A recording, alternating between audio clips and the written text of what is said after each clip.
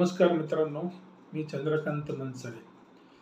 सर्वप्रथम मी माझ्या आनंदारा या यूट्यूब चॅनलमध्ये आपलं सर्वांचं सहर्ष स्वागत करतो. आज आपण impact of spirituality and physical and mental health of the human being ह्या विषयावर चर्चा करणार आहोत. मित्रांनो, स्पिरिच्युअलिटी किंवा आध्यात्मिकता हा शब्द ऐकल्यानंतर साधारणपणे आपल्यामध्ये असं कुठेतरी मंदिरात जाणं, पूजा अर्चा करणं, वारीमध्ये जाणं ह्या गोष्टी मनासमोर येतात किंवा एक वयस्कर माणसाने करण्याची गोष्ट. नक्कीच ह्या गोष्टी पण स्पिरिच्युअलिटीशी रिलेटेडच आहे, परंतु इथं माझं जे मत आहे किंवा माझा जो रिसर्च आहे तर तो फक्त ह्या रिलेटेड नाही, तर स्पिरिच्युअलिटी म्हणजे तुम्ही जे अस्तित्वात आहात, तुमच्यामध्ये जी चैतन्य शक्ती अस्तित्वात आहे, या चैतन्य शक्तीशी रिलेटेड आपण त्याच्यावर काम करणार आहोत. मित्रांनो, सर्वप्रथम आपण हे बघितलं पाहिजे की आपल्या जगण्याचा उद्देश काय, म्हणजे मी कशासाठी जगतोय. तर पर्पज ऑफ लाईफ जर विचार केला मित्रांनो, तर मला असं वाटतं की आपण प्रत्येक जी गोष्ट करतोय ही प्रत्येक गोष्ट करण्याचा अल्टिमेट एक उद्देश असतो की तो फक्त आनंद मिळवणं. समजा मला नोकरी लागली तर मी आनंदी होणार आहे, मी घर घेतलं मी आनंदी होणार आहे, मी कार घेतली मी आनंदी होणार आहे. प्रत्येक गोष्टीचा शेवटचा उद्देश हा मला वाटतं फक्त आणि फक्त आनंद मिळवणं हाच असतो. परंतु अलीकडे जर बघितलं तर बऱ्यापैकी आपल्या सर्वांच्या आयुष्यामध्ये हा आनंद कुठेतरी कमी झाल्यासारखं वाटते. तर मित्रांनो, मला असं वाटतं की कुठंतरी आपण स्वतःला पूर्णपणे ओळखलंय का, मी कोण आहे, मी काय आहे, मी कुठून आलोय, मी कुठं चाललोय, हे जगणं म्हणजे काय, माझं दुःख, आपण ज्याला दुःख मानतो ते खरंच दुःख आहे का ते नुसतंच इमॅजिनरी मी तयार केलेली एक आभासी गोष्ट आहे. तर ह्या गोष्टीचा नक्कीच मला म्हणजे असं वाटतं की याच्यावर आपण नक्कीच चिंतन केलं पाहिजे, विचार केला पाहिजे. कारण कसं आहे की आपण आईवडिलांच्या पोटी जन्माला येतो, आईवडील आपल्याला एक छानपैकी नाव देतात, ते नाव घेऊन आपण पुढे मोठ्या व्हायला सुरुवात होतो. नंतर सुरुवातीच्या काळात जी आईवडिलांची संपत्ती ती आपली ओळख असते. त्याच्यानंतर पुढे आपण शिक्षण घेतो, त्याच्यानंतर मी जे शिक्षण घेतो ती एक आपली वेगळी ओळख बनते. त्याच्यानंतर मी समजा बिझनेस करतोय किंवा मी नोकरी करतो, ती एक माझी ओळख. त्याच्यानंतर मी मिळवलेली संपत्ती ही एक वेगळा. ह्या अशा उपाध्या लावत आपण जगत असतो. परंतु यामध्ये मला असं वाटतं एक गोष्ट लॅकिंग होती की आपण स्वतःकडे किती बघतोय. कारण आपलं जगणं म्हणजे काय माहिती का, की माझा जन्म ते माझा मृत्यू ह्यामध्ये जो कालावधी आहे हेच खरं माझं जगणं आहे.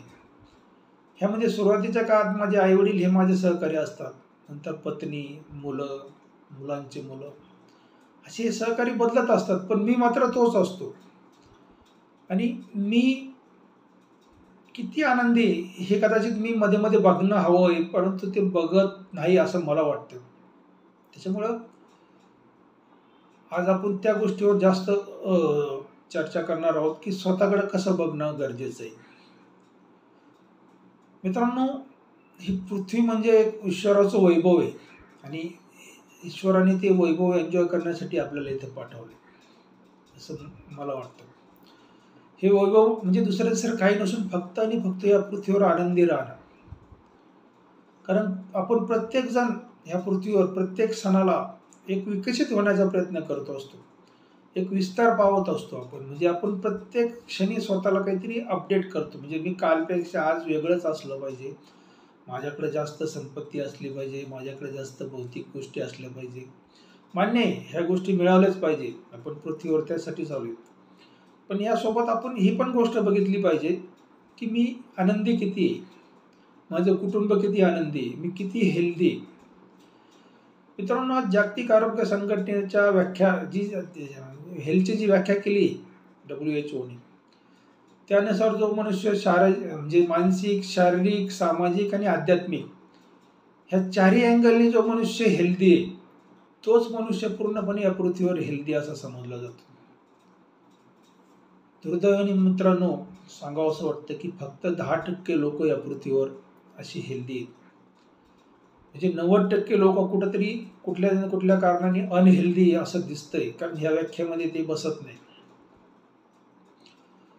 त्याच्यामुळे मला असं वाटतं की कुठंतरी आपल्याला स्वतःची ओळख किंवा स्वतःला ओळखणं खूप गरजेचं आहे, की मी कोण आहे, मी काय आहे.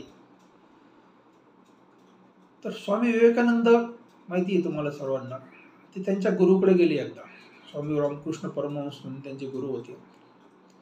त्यांच्या गुरुचा झोपडीचा दरवाजा बंद होता, म्हणून त्यांनी झोपडीचा दरवाजा वाजवला. तर आतून आवाज आला की कोण आहे. विवेकानंदांनी तेच सांगितलं गुरुजींना, की मी कोण आहे हेच मी शोधायला आलोय. कारण ते नेहमी स्वतःवर चिंतन करत असायचे. तर त्यांना एक दिवस हाच प्रश्न पडला की मी कोण आहे. मला असं वाटतं मित्रांनो, हा प्रश्न आपल्याला प्रत्येकाला कधीतरी पडला पाहिजे. कारण जर माझ्या जीवनामध्ये कुठेतरी आनंद कमी होतोय असं मला दिसतंय, तर नक्कीच मी हा प्रश्न स्वतःला विचारला पाहिजे की मी कोण आहे. मग मी आनंदी नाही तर का नाही. माझ्याकडे जर सर्व भौतिक गोष्टी असूनही जर मी आनंदी नाही तर का नाही.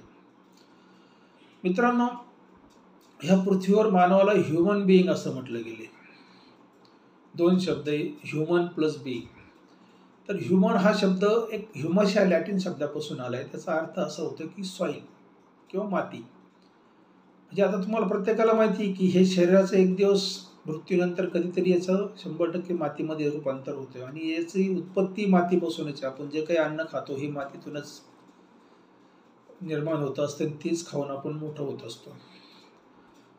पण दुसरा जो पार्ट आहे बिईंग, हा खूप महत्वाचा पार्ट आहे आपल्या शरीरामध्ये. तर या बिईंग म्हणजे काय की लाईट, ऊर्जा, प्रकाश किंवा एक चैतन्य शक्ती.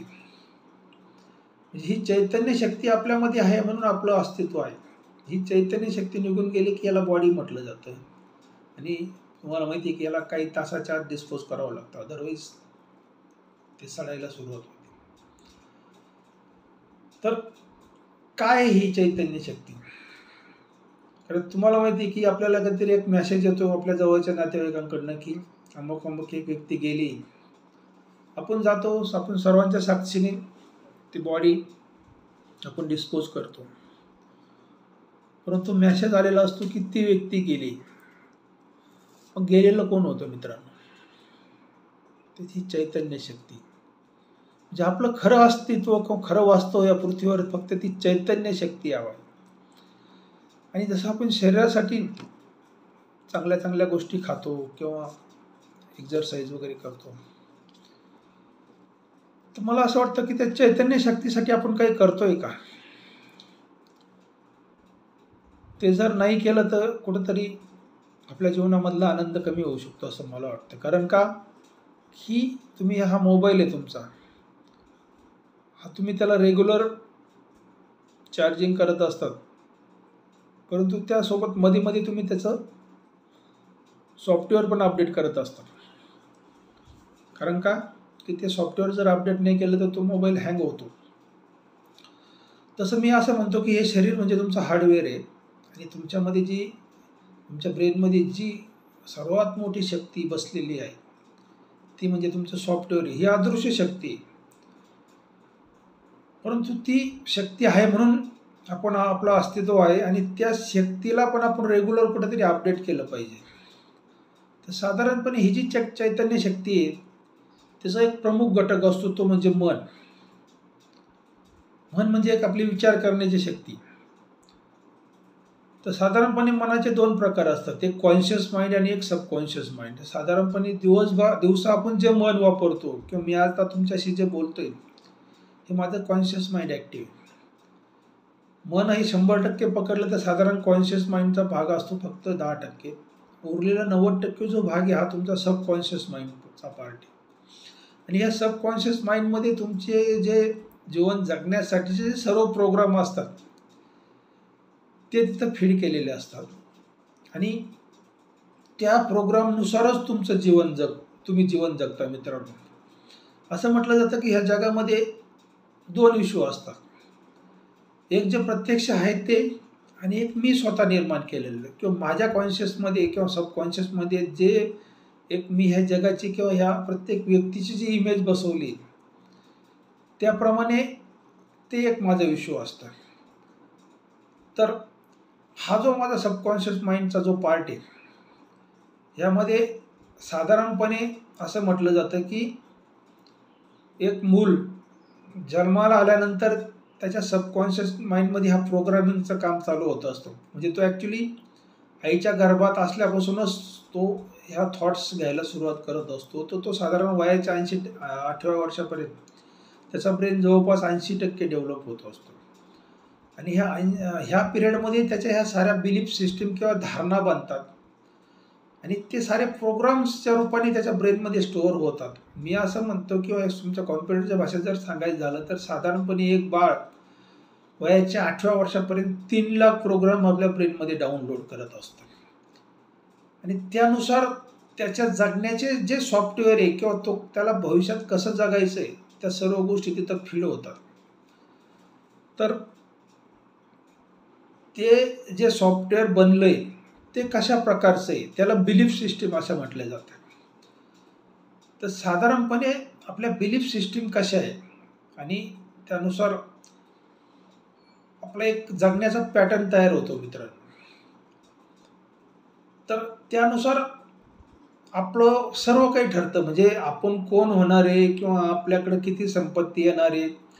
आज जर जगाचं संपत्तीचं डिव्हायडेशन पाहिलं तर साधारणपणे 1% लोकांकडे जगाची 96% संपत्ती आहे मित्रांनो आणि उरलेल्या 4% लोकांकडे फक्त सर्व 99% लोकांकडे फक्त 4% संपत्ती आहे.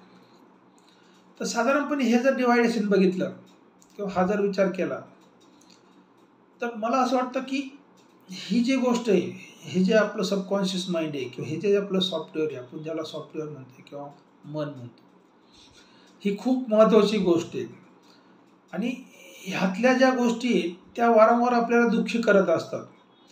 त्याच्यामुळं आपण कधीतरी शांत बसून बघितलं पाहिजे की नेमकं माझ्या दुःखाचं कारण काय, मी दुःखी का होतोय, मला कोण दुःखी करतंय. तर आपल्या स्वभावाचे काही पैलू आहेत, ते पैलू पण आपल्याला इथं नक्कीच अभ्यासले पाहिजे की आपण दुःखी का होतोय वारंवार. तर मला असं वाटतं की आपला सर्वात पहिला एक महत्त्वाचा घटक आहे किंवा महत्त्वाचा पैलू आहे आपल्या स्वभावाचा, इगो. इगो म्हणजे थोडक्यात अहम किंवा अहंकार. म्हणजे इगोची जर सिंपल डेफिनेशन जर सांगायची झाली तर attachment with wrong belief system किंवा एक चुकीच्या धारणा किंवा मान्यतेसोबत स्वतःला जोडून घेणं. म्हणजे आता आपण बघितलं की आपल्या ज्या बिलीफ सिस्टीम ज्या बनतात साधारणपणे, त्या बिलीफ सिस्टीम जर माझ्या कदाचित काही अंशी चुकीच्या असेल, परंतु माझा इगो मला त्या चुकीचे असं कधीच सांगत नाही. त्या नेहमी मीच बरोबर आहे असं सांगतो आणि त्यानुसार कदाचित मग लोक हर्ट होत असतात आपल्याकडनं आणि इनडायरेक्टली लोक हर्ट झाले की पर्यायाने आपण पण हर्ट होत असतो आणि आपण दुःखी होत असतो.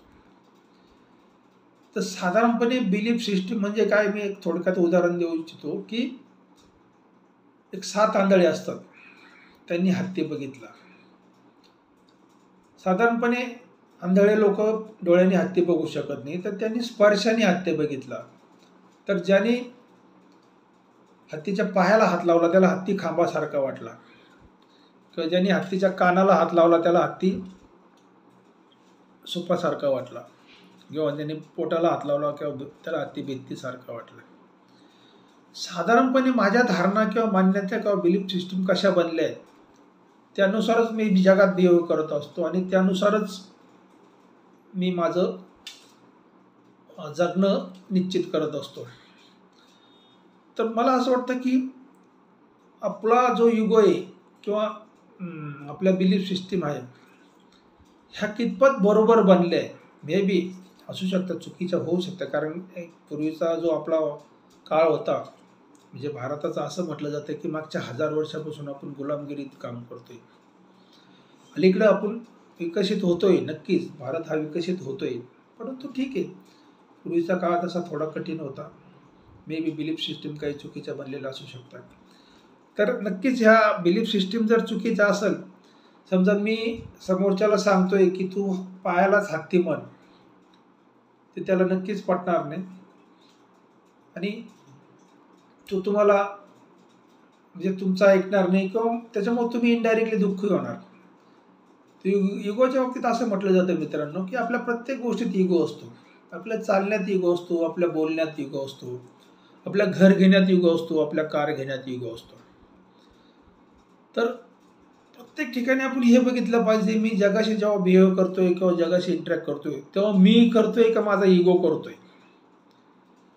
लक्षात घ्या, तुम्ही स्वतः जर असाल तर जग तुमच्या सोबत कधी नाराज होणार नाही किंवा ते कधी तुमच्याशी निगेटिव्ह रिॲक्ट करणार नाही. परंतु तुमचा जर इगो असेल, कदाचित तुम्हाला आत्ता रिसेंटली पुण्यातली घटना माहिती आहे, पूजा खेडकरची. तिथं फक्त काय, आज तुम्ही बघा की त्या मुलीला नुसत्या महाराष्ट्राने संपूर्ण भारतामध्ये त्याचा विरोध का झाला माहिती. फक्त एक इगो होता प्रत्येक ठिकाणी जगण्यामध्ये. तुम्ही इगो घेऊन जगला तर जग तुम्हाला कधीच स्वीकारत नाही मित्रांनो, लक्षात घ्या. ह्या जगाला इगो कधीच आवडत नाही, कोणालाच आवडत नाही. निसर्गामध्ये पण कधी इगो नसतो. इथं जे आहे ते वास्तव, ते नॅचरल जीवन जगणं हेच आपलं कर्तव्य. कारण निसर्गातला प्रत्येक घटक फक्त आणि फक्त नैसर्गिक जीवन जगत असतो, ते कुठल्याही प्रकारचं आर्टिफिशियल जीवन जगत नाही. तुम्ही जर समजा कपडे घ्यायला गेला कधी, साधारणपणे आपण कपडे घ्यायला जातो तेव्हा आपण काय पाहतो की तो घेतलेला कपडा आपल्या अंगावर लावून आपण आरशात बघतो.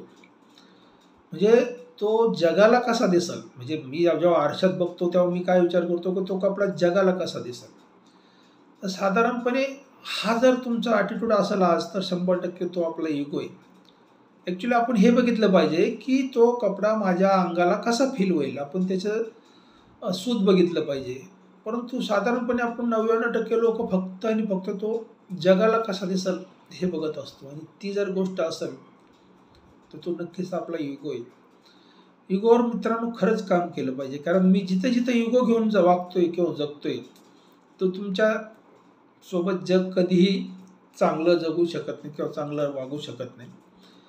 तर मला असं वाटतं की कदाचित आपण जर आपला इगो ओळखला आणि त्याच्यावर काही अंशी काम करायला सुरुवात केली तर नक्कीच आपण बऱ्यापैकी आनंदी होऊ शकतो. की ज्या छोट्या छोट्या घटना असतात तुमच्या कुटुंबामध्ये, तुम्ही नवरा बायको, तुम्ही जेव्हा कुटुंब संसार उभा करायला सुरुवात करतात, तुम्हाला माहिती आहे की आपण संपूर्ण जन्मासाठी एकमेकाच्या लग्नगाठी बांधल्या आहेत. का तिथे आपण दररोज छोटे छोटे इगो घेऊन जगतो एकमेकासोबत, काही संबंध नाही. तुम्हाला माहिती आहे की अल्टिमेट संध्याकाळी आपल्याला एकत्रच व्हायचं असतं आणि आपल्या मुलांसाठी, संसारासाठी आपल्याला एकत्रच जगायचं असतं.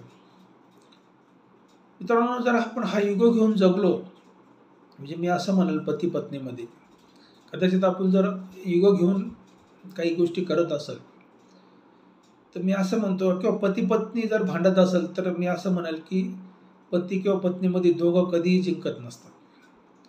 फक्त तिथे एकच गोष्ट होत असते की तुमचा संसार हरत असतो, तुमची मुलं हरत असतात, त्यांचं फ्युचर तिथं कुठेतरी कोलॅप्स होत असतं. तर मला असं वाटतं की हा जर इगो ओळखला आणि आपण जर थोडासा ॲक्सेप्टन्स, आता आपण पुढे तोच विषय घेतोय, तर नक्कीच आपण खूप काही सक्सेस होऊ शकतो जीवनामध्ये.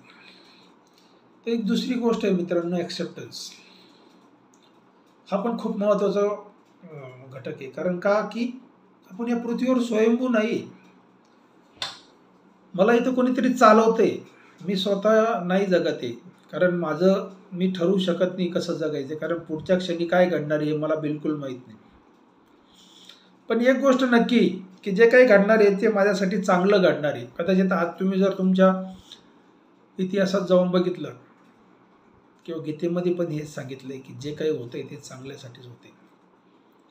तर मला असं वाटतं की जे काही घडतंय ते शांतपणे स्वीकारा. म्हणजे परिस्थिती आहे, मान्य आहे. मला असं वाटतं की परिस्थिती नक्कीच येते, कारण तुमचं जीवन निव्वळ सुख असणं योग्य नाही. तुमच्या जीवनामध्ये काही अंशी दुःख असणं, कारण दुःख असल्याचं तुम्हाला सुखाचं महत्त्व कळणार नाही. तर जे दुःख आलंय तुम्हाला असं वाटतं, ॲक्च्युली ते दुःख नसतं, एक परिस्थिती असते. परंतु ठीक आहे, जरी वाटतंय ना, थोडंसं शांत बसा, स्वीकारा. 100% त्याच्यामध्ये सोल्युशन पण असतं. जी परिस्थिती तुमच्या सोबत येते ना, ती तुमचे येताना सोल्युशन सोबत घेऊन आलेली असते आणि नक्कीच तुम्ही मार्ग काढताय. मी तुम्हाला 100% सांगतो की तुम्ही त्याच्यातनं 100% मार्ग काढू शकता. फक्त मेन इथं मी वर जे सांगितलं की इगो, इथं कुठेतरी इगो आला ना तर मग तुम्ही त्या स्वीकारणं तुम्हाला मान्य होत नाही. समजा दोघांमध्ये भांडणं झाली किंवा एकाचं अगदी बरोबर आहे, एकाचं चूक आहे, दुसऱ्याने इमिडिएट स्वीकारा, काही फरक नाही पडत. कारण मला जगणं महत्त्वाचं आहे, माझ्यासाठी आनंद महत्त्वाचा आहे, माझ्यासाठी मी कोण आहे किंवा मी किती श्रेष्ठ आहे हे महत्त्वाचं नाही. ते श्रेष्ठत्व तुमची तेव्हा दिसणार आहे की जेव्हा तुम्ही ॲक्सेप्ट करून पुढे जाणार आहे, माफ करणार आहे त्याला. तर मला असं वाटतं की परिस्थिती गोष्टी जर आपण स्वीकारायला लागलो तर आपल्या जीवनामधील खूप दुःख कमी होऊ शकतात. मी माझा स्वतःचा अनुभव म्हणजे मी यातनं ह्या गोष्टी मी जगतोय सध्या आणि ते मी फील करतोय की खूप काही बदलू शकतं, तुमचं संपूर्ण जीवन बदलू शकतं. मित्रांनो, या पुढचा जो घटक आहे तो म्हणजे युनिकनेस. तुम्ही ह्या जगामध्ये युनिक हे तुम्हाला माहिती आहे. तुम्ही नॉर्मली आधारच्या कुठे आधार कार्ड किंवा आपल्या फिंगरप्रिंट तुम्ही देत असतात बऱ्याच ठिकाणी, तुम्हाला कळतं की तुमच्या फिंगरप्रिंट युनिक आहे. पण नुसत्या फिंगरप्रिंट नाही मित्रांनो, तुमच्या अवयवात शरीराच्या प्रत्येक अवयव युनिक आहे. तुमच्या डोक्याच्या केसांमधले जे DNA ते सुद्धा युनिक आहे, किंवा तुमच्या तळपायाचा जो आकार आहे किंवा अंगठ्याचा जो आकार आहे हा सुद्धा युनिक आहे. थोडक्यात तुमचं बाह्य शरीर हे 100% युनिक आहे. ह्या जगामध्ये कोणाशीही तुमचं हे मॅच होत नाही. तसंच तुमच्या आतमध्ये जी विचार करण्याची शक्ती ही सुद्धा युनिक आहे. म्हणजे ती पण ह्या जगामध्ये सिंगलच आहे. म्हणजे तुम्हाला जी गोष्ट वाटते ती दुसऱ्या कोणत्याही व्यक्तीला तशी कधीच वाटू शकत. त्याच्यामुळं तुम्ही जेव्हा एक पती पत्नी म्हणा किंवा कलीग म्हणून कुठं आपण एकमेकाच्या सोबत जिथं आपल्याला दुसऱ्या व्यक्तीशी डील करायचं आहे विचारांचं किंवा काही गोष्टींचं, तिथं आपण नेहमी ही गोष्ट लक्षात ठेवली पाहिजे की मी युनिक आहे, समोरचं युनिक आहे. मे बी माझं मत असं असू शकतं, पण 100% समोरचा माझं ऐकलंच याची गॅरंटी नाही. कारण त्याचं मत त्याच्यावर नक्कीच वेगळं आहे. त्याला देवाने बनवतानाच वेगळं एक माइंड दिलेलं आहे इथं. आणि हे जर आपण कायम डोक्यात ठेवलं तर कसं होतं की तुम्ही जेव्हा 2 व्यक्ती सोबत जगताय, विशेषतः पती पत्नी, इथं वारंवार ही गोष्ट हा इगो क्लॅश होत असतो की मी असं म्हणतो माझं ऐकलं पाहिजे. पण मी असं म्हणतो की इथं जेव्हा 2 व्यक्ती जेव्हा समोरासमोर येतात किंवा विचारांनी ते एकमेकांच्या सोबत असतात तेव्हा त्यांनी हा नक्की विचार केला पाहिजे की ह्या गोष्टीवर माझं मत असं आहे, त्या गोष्टीवर त्याचं मत तसं आहे. तर दोघांनी कुठेतरी 2-2 पावलं पुढे येऊन एका कॉमन मिनिमम पॉईंटवर येऊन जर आपण काम केलं तर नक्कीच आपलं मत किंवा आपलं हे 100% स्वीकारलं जाईल आणि त्या गोष्टीवर सोल्युशन निघेल आणि तुमच्या आयुष्यात येणारं दुःख नक्कीच थांबू शकतं. मी स्वतः माझ्या कुटुंबामध्ये ही गोष्ट फॉलो करतोय आणि खूप चांगल्या पद्धतीने आम्ही जीवन जगतोय. कारण का की मी जर युनिकच आहे तर मी का समोरच्याला माझं मत लादून, समोरचा पण युनिक आहे. आणि अजून ही गोष्ट तुमच्या मुलांच्या बाबतीत पण खूप लागू होते. आपण मुलांना नेहमी स्पर्धा शिकवतोय की तू त्याच्यापेक्षा पुढे गेला पाहिजे, की त्याच्यापेक्षा पुढे गेला पाहिजे.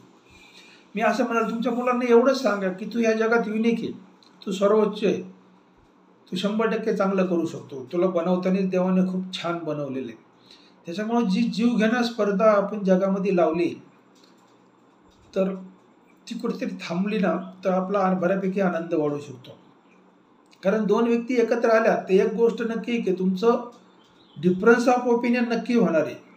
कारण मतच मुळातच विचार करण्याची जी शक्ती तीच वेगळी आहे.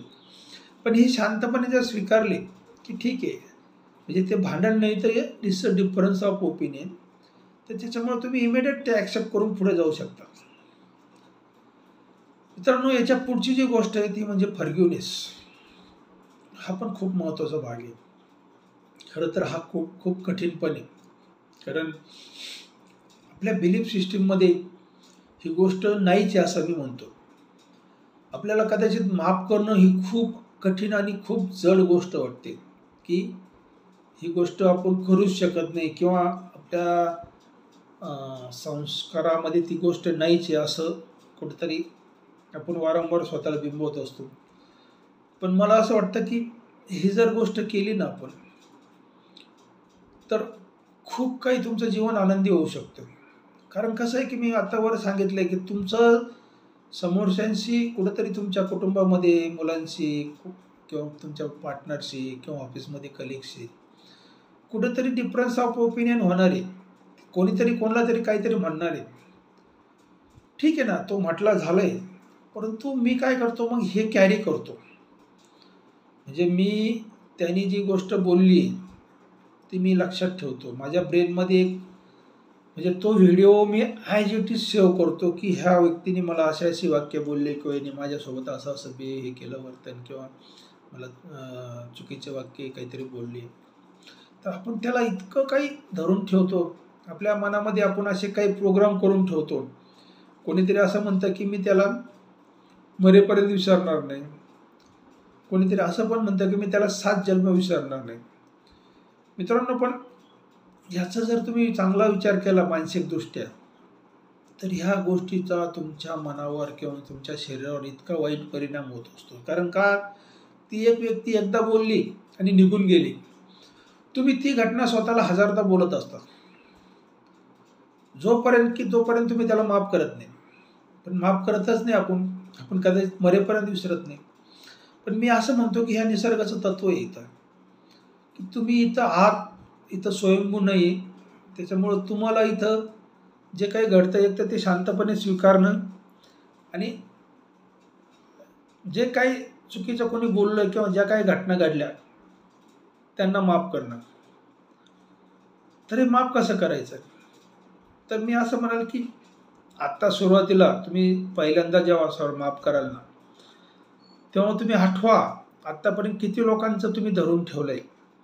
मित्रांनो, हे कसं असतं की हे माफ का करायचं हे पण सांगतो की तुम्ही जे धरून ठेवलंय, कोणी 10 वर्षापूर्वी बोललं असेल, कोणी 20 वर्षापूर्वी बोललं असेल, कोणी 25 वर्षापूर्वी बोललं असेल, ते सर्व व्हिडिओ तुमच्या ब्रेनमध्ये आज स्टोअर झालेले आणि त्या व्यक्तीची आठवण निघाली की तो पूर्ण व्हिडिओ रन होतो आणि तुमचं मन परत खूप दुःखी होत असतं.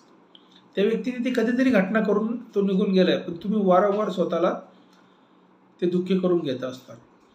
तर मी आज असं म्हणाल की आज सर्व व्हिडिओ एकदा आठवा.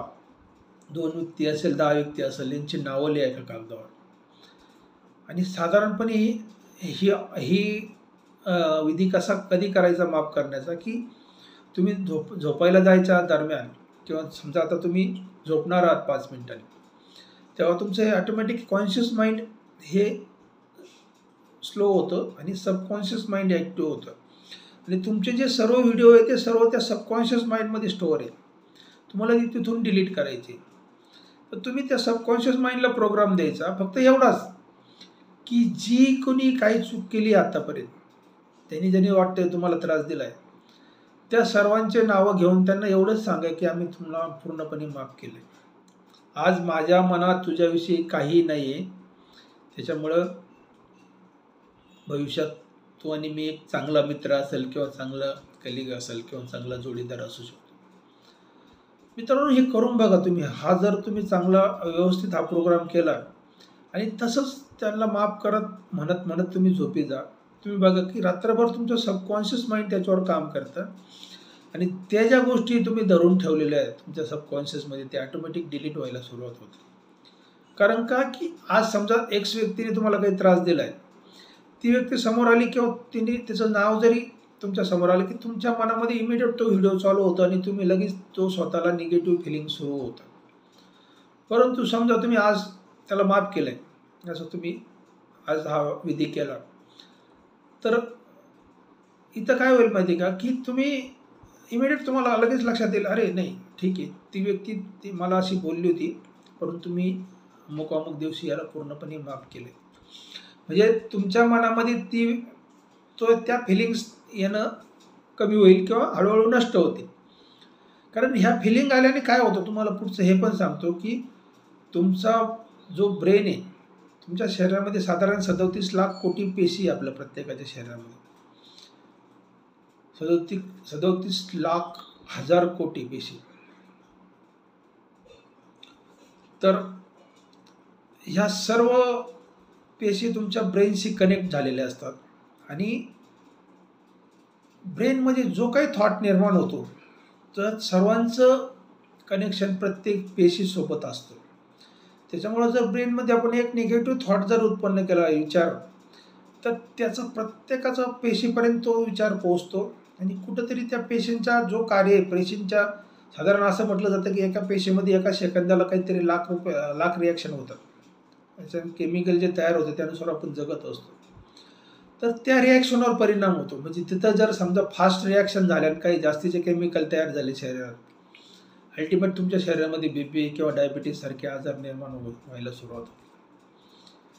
अशा खूप घटना आहे मित्रांनो, की म्हणजे माफ केल्याने खूप काही म्हणजे मी माझ्या जीवनात प्रत्यक्ष घडलेली एक घटना आहे सांगतो तुम्हाला, की पुण्यामध्ये कोविडच्या काळामध्ये माझे एक जवळचे मित्र आहे, माझ्या समोर राहतात. आम्ही टेरेसवर गप्पा मारत बसायचो. तर त्यांच्या तोडून नेहमी एक वाक्य असायचं की साहेब एक जवळचा मित्र आहे दुरावला 20 वर्षापासून. इतके जवळचे होते की त्या आजही पण ते दोघं पण त्यांचा एक कॉमन फ्रेंड आहे तिसरा, त्याच्याकडे वारंवार चौकशी करायचे की त्याचं कसं चाललंय, त्याच्या मुलांचे लग्न झाले का, बऱ्याच गोष्टीच. त्याच्यामुळं मी त्यांना एकाच शब्दात म्हटलं की तुम्हाला त्यांच्याशी बोलायचं आहे का? तर ते म्हणले साहेब खूप चांगलं होईल, फक्त माझी अट अशी आहे की मी स्वतःहून फोन करणार नाही.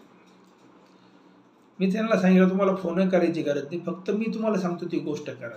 मी त्यांना एवढंच सांगितलं की तुम्ही आज झोपताना त्यांना आठवून फक्त त्यांची माफी मागा आणि हे दररोज करा तुम्ही. मी इनडायरेक्टली असं सांगितलं त्यांना की साधारण 1 महिन्यात तुम्हाला फोन येईल त्यांचा.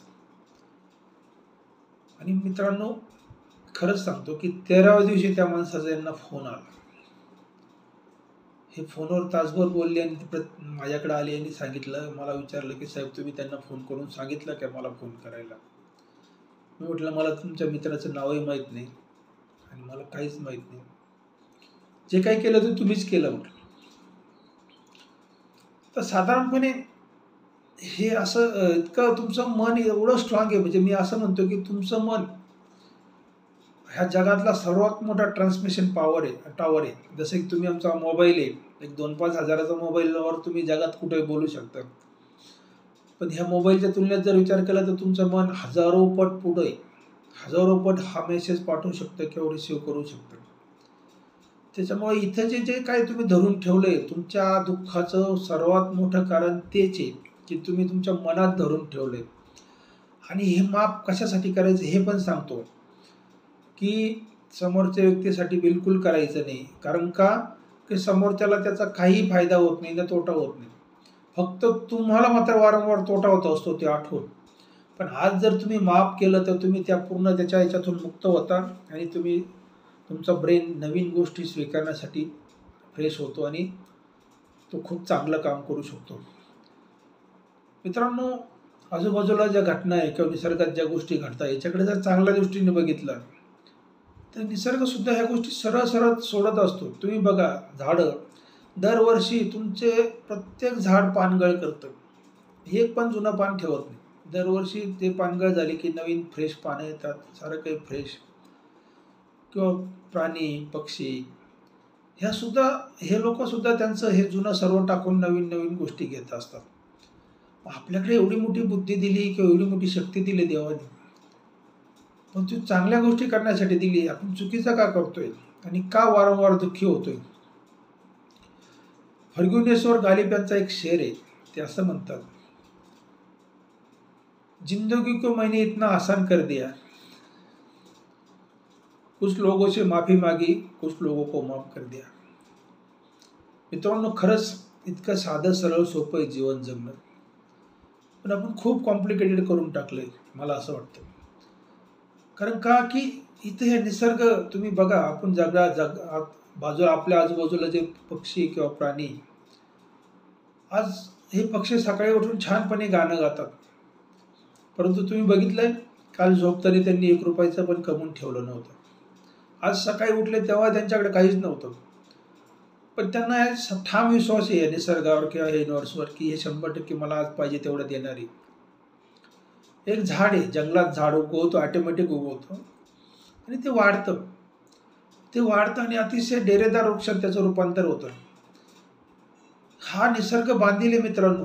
तुम्हाला इथं तुम्ही जन्माला आलात तर तुम्हाला इथं चांगल्या पद्धतीने तुमचं पालन पोषण करणं आणि तुम्हाला भरपूर काही देण्यासाठी हा निसर्ग बांधिले. फक्त एकच कंडिशन आहे, आपण काय करतोय, आपण काय देतोय, आपण काय विचार करतोय, आपल्या मनामध्ये काय विचार चालू आहे निसर्गासोबतचे किंवा जगासोबतचे किंवा लोकांच्या बाबतीत. मला असं वाटतं मित्रांनो, विषय भरपूर मोठा आहे. आपण आज इथंच थांबूया आणि अजून भरपूर गोष्टी तर मी नक्कीच पुढच्या व्हिडिओमध्ये आपल्याशी नक्कीच चर्चा करेन. धन्यवाद.